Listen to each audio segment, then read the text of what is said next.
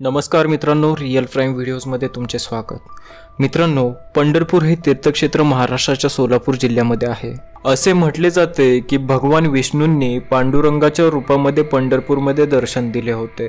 भक्तांसाठी पांडुरंग या ठिकाणी 28 युगांपर्यंत उभे राहिले होते। याच पंढरपूरमध्ये वर्षातून 4 वेळा मोठा सोहळा पाहायला मिळतो, ज्या ठिकाणी संपूर्ण महाराष्ट्रातून वारकरी या ठिकाणाला आवर्जून भेट देतात।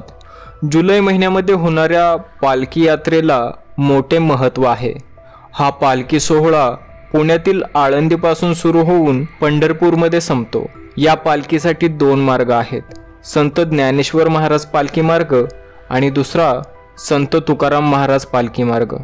या दोन्हीही रस्त्यांना राष्ट्रीय महामार्गाचा दर्जा असून दोन्ही महामार्गांना चौपदरी बनवण्याचे काम सध्या सुरू आहे, ज्यामध्ये दोन्ही बाजूला एक जादाचा लेन पालखी यात्रेसाठी असणार आहे आणि हाच नितीन गडकरींचा ड्रीम प्रोजेक्ट पालखी मार्ग म्हणून ओळखला जातो। या रस्ते विकास प्रकल्पामध्ये संत ज्ञानेश्वर महाराज पालखी मार्ग 224 किलोमीटरचा असणार आहे, जो दिवे घाटापासून मोहोळपर्यंत असणार आहे। हा मार्ग सासवड, नीरा, लोणंद, फलटण, नातेपुते, माळशिरस आणि पंढरपूर अशा गावांना जोडणार आहे। यासाठी 7 बायपास बनवण्यात येणार असून याचा प्रस्तावित खर्च 6700 करोड इतका आहे। या महामार्गाचा क्रमांक NH 965 असणार आहे।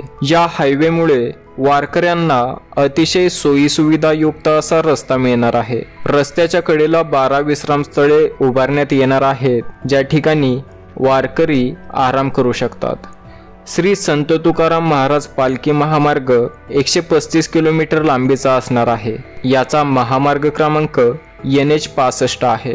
हा महामार्ग पाटसवरून तोंडलेपर्यंत जात असून यासाठी 4400 कोटी रुपये खर्च अपेक्षित आहे।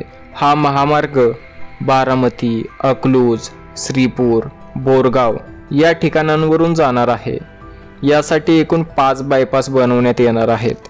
या पालखी महामार्गावर 11 विश्रामस्थळे बनवण्यात येणार असून या ठिकाणी यात्रेकरू विश्रांती घेऊ शकणार आहेत। मित्रांनो, हा फक्त एक महामार्ग नसून भाविक भक्तांना त्यांच्या विठू माऊलीची भेट सुकर करून देणारा राजमार्ग आहे। गेल्या महिन्यातच नितीन गडकरींनी या कामाचा आढावा घेतला व येत्या काहीच महिन्यांमध्ये हा पालखी मार्ग भाविक भक्तांसाठी खुला होणार आहे। धन्यवाद। नवनवीन माहितीसाठी रिअल प्राईम व्हिडिओजला सबस्क्राईब नक्की करा।